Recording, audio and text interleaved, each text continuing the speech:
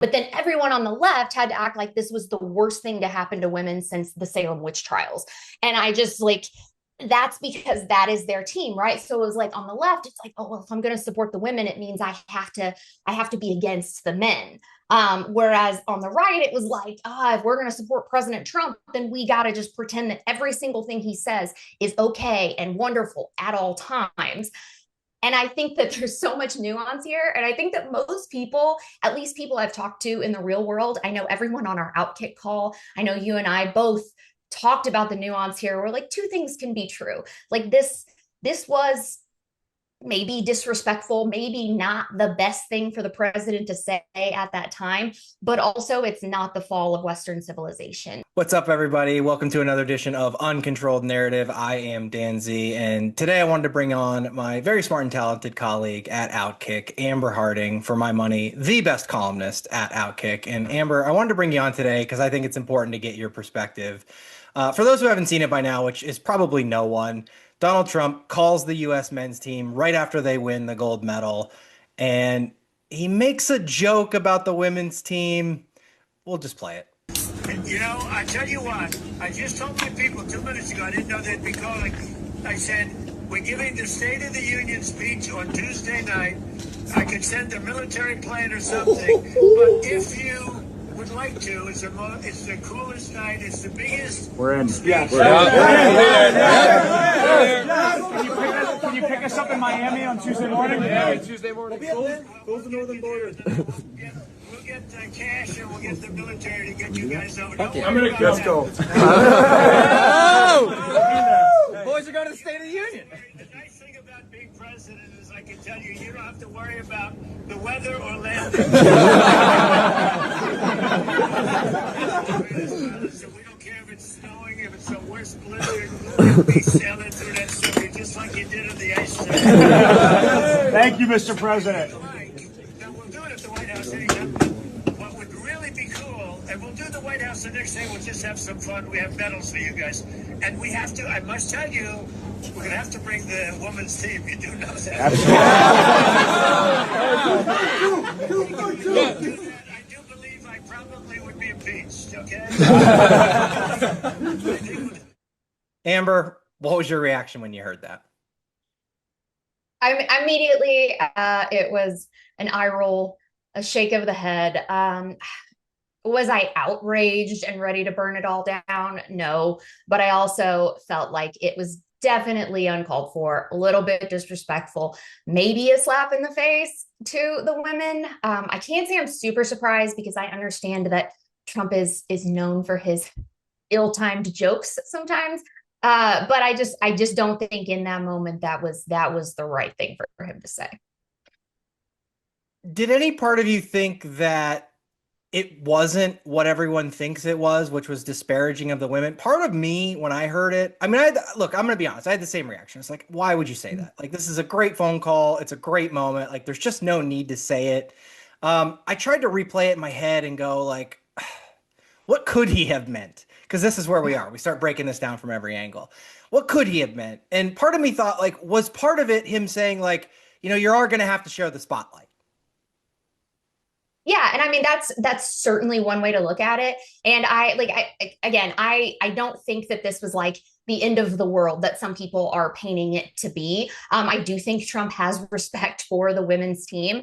I think everybody was like caught up in this moment. So I can see why you might think that like maybe he meant something else completely by that. But I also think like as the president, you have to know how that's going to be taken. And it's just the women just won the gold 2 days before that. So like, why wouldn't you invite them anyway? Yeah. And I think, look, you kind of mentioned it earlier. We have to be honest with ourselves. We've kind of come to expect this from Trump. What I didn't really expect, and I think you've expressed some surprise at this too, is the reaction that people have had to the men's team, as though they should have had a completely different reaction in that moment.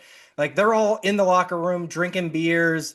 President makes a joke, and all of a sudden social media is like, you misogynistic men should have at that moment hung up the phone or stopped him and like, Trump, don't you disrespect our women's team. Like, That's the part that's kind of gripped me. Like, I don't know what people expected from these 21 to 35-year-old men in this moment.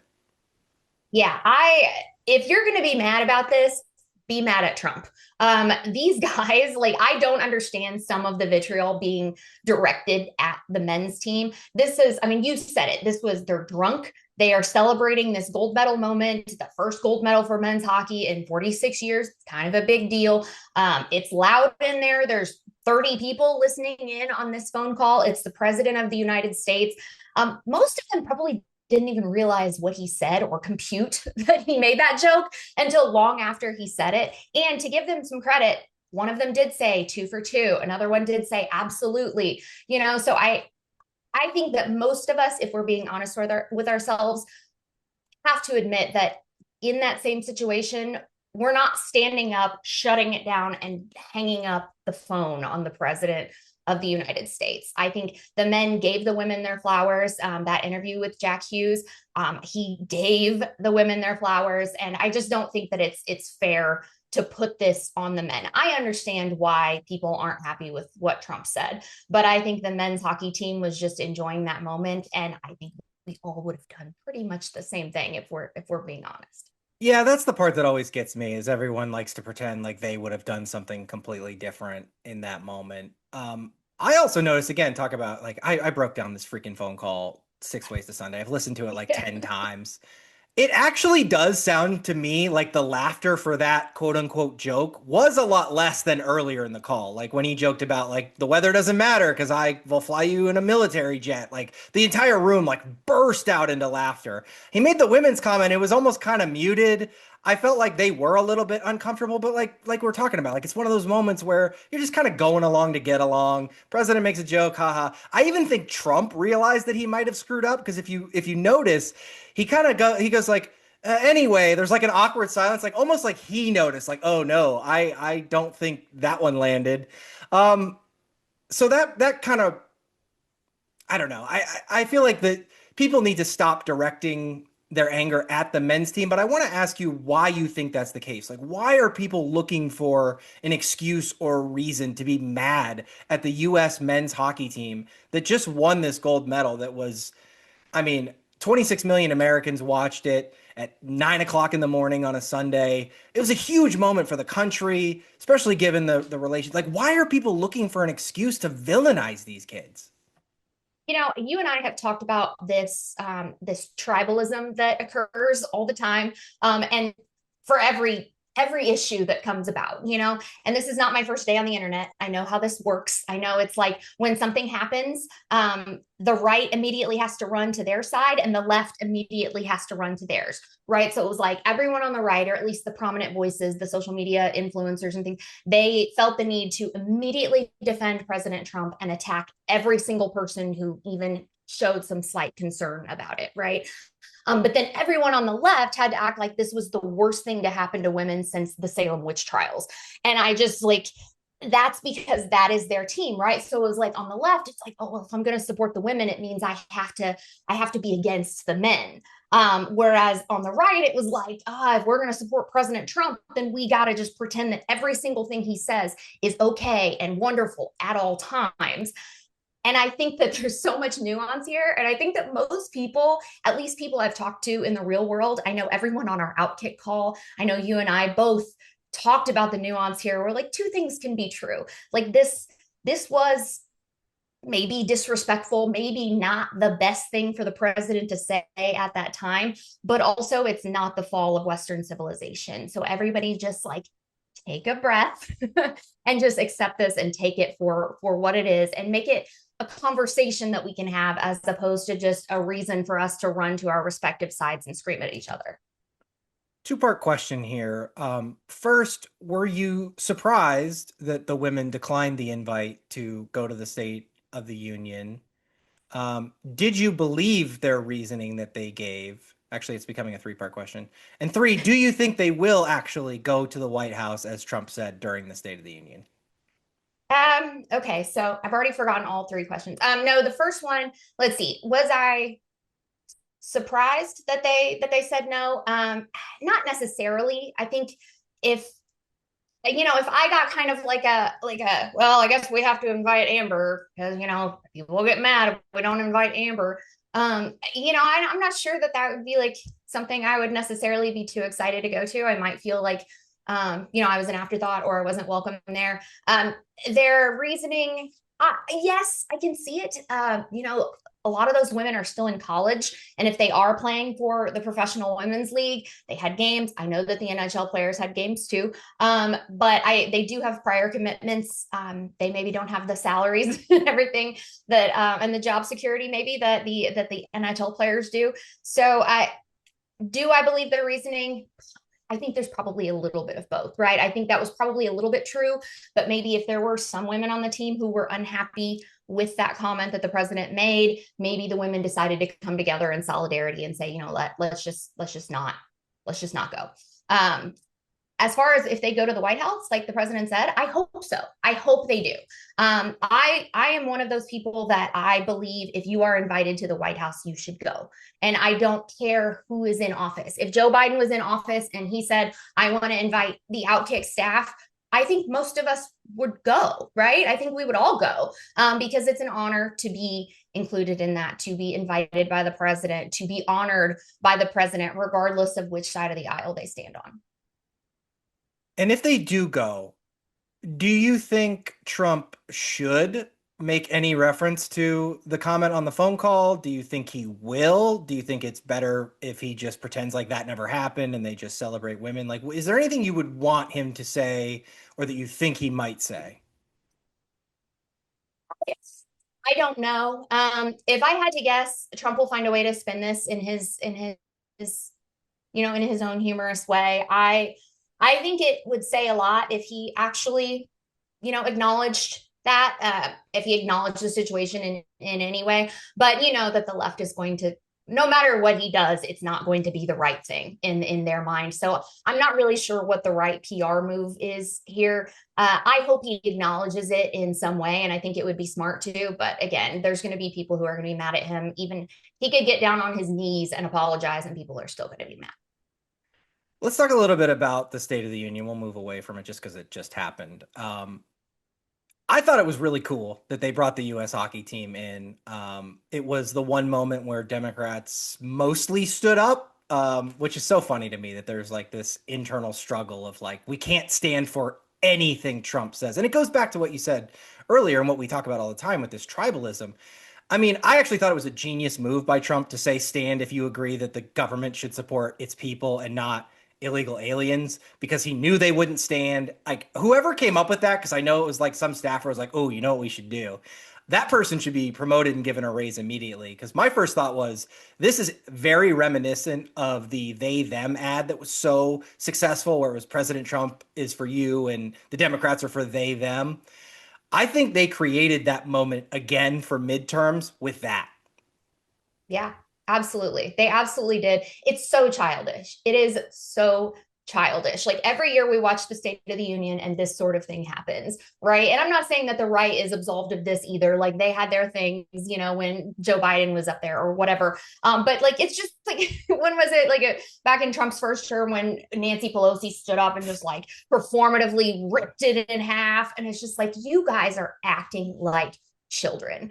Like you're 80 years old and acting like toddlers. And so I do think it's funny, but I think it's a smart move on Trump's part to, this is something that he's done since the beginning, is take these 80-20 issues, which I think in a lot of cases, especially when we talk about like the women's sports, it's more of a 90-10. He takes these 80-20 issues and forces Democrats to openly oppose these things, just to show how like ridiculous it is, to show how they are actually not on the side of their constituents. It's just that they have to say they have to toe the ideological line and say whatever they're supposed to say based on the team that they're on. I'm glad you brought up the 80-20 issues, and you're going to circle us right back because you mentioned women's sports. And obviously what you mean is transgender athletes in women's sports. Vast majority of Americans, poll after poll shows, we don't want males competing in women's sports. It's pretty simple. It's cut and dry. Democrats don't want it. But it makes me think that this Trump call to the U.S. men's team provided a perfect opportunity for the left to deflect and say, see, he doesn't really care about women's sports. Like he's pretending to. Now, and I said this to you, two things can be true, as we mentioned earlier. For me, it's you can not be interested in women's sports. And I'm going to be 100% honest with you. I am not super interested in women's sports. I probably am more than the average sports fan, but not super interested. It's not my thing. I loved watching the women's hockey team. I'll watch an occasional WNBA game if Caitlin Clark's playing, but I prefer men's sports. However, I can also still hold the belief that women's sports deserve to be free of males. And I don't think that's hypocritical or contradictory in any way. It's kind of like saying, I don't think 18-year-olds should compete in Little League Baseball, but it doesn't mean I'm going to go to my local Little League field and watch Little League Baseball. I don't really care about Little League Baseball. I don't have any kids. I have nephews. Maybe I'll care in like 10 years when they're old enough for that. But I don't really care about Little League Baseball. But still, if someone was like, hey, there's a 17-year-old playing in the local Little League, I'd be outraged and I would want to make a big deal about that. So what's your response to that? Well, first of all, there's definitely a difference in Dan Zakrzewski not being a fan of women's sports and the president of the United States decorum on a phone call, an Olympic gold medalist team where the women already won the gold. You know what I mean? Like there's just a difference. There is a different expected attitude that the president is supposed to have as opposed to the standard male sports fan. And I think most male sports fans would agree with you that I think the numbers show that pretty clearly that like men's sports are just more popular than women's sports. And I think but I think there's a distinction there, right? It's just because my preference may not be women's sports, and I say my as in just in general, just because my preference might not be women's sports doesn't mean they have to be the butt of the joke either. Like you may not be a huge Little League fan. You're not going to watch Little League Baseball. You absolutely support the right of children to have their own league, but you're not going to go watch Little League Baseball. But you're also not making Little League players the joke and taking every opportunity to mock them. And I'm not saying that like this, I'm not trying to blow this out of proportion and say that Trump was mocking the team or anything like that. But there are, and I think we can, if we're all being honest, we can all agree with this. There are plenty of people on the right, on the conservative media side, who just love every opportunity to dunk on female athletes or to make fun of women's sports or to make fun of the WNBA or whatever. And that's just not something that you see with like the Little League. And so I think it's something that like, as our cause is protecting and supporting women's sports here at Outkick, I think it's really important that we also give women's sports the respect that they deserve. Doesn't mean you got to be a huge fan. It doesn't mean you got to go out there and buy jerseys and buy tickets and things like that. It's more just giving them the respect. That doesn't mean that female athletes are above criticism. I think that we should criticize when a woman does something stupid or says something stupid in the exact same way that we would if a male athlete does. But I think that there's a certain thing to be said about hypocrisy. And you can say that both ways. But I think if we're going to say we support women's sports, we are all for women's sports, we love women's sports and we want to save and protect them, we also need to be respectful of them. In the same way, I would say on the left, if you're going to say that women's sports are just as important and we need to respect women's sports and women should have their own league, then you also can't say that men should be able to play women's sports. So I think there's some hypocrisy on both sides. And I think people are kind of purposely not seeing that. Amber, I'm so glad I brought you on for this because I think this was a really great discussion. And, you and I talk all the time about why can't every discussion be sort of like this? Like most of America, I think, is probably somewhere between you and I and not between far left, far right. Like we're both kind of middle-ish.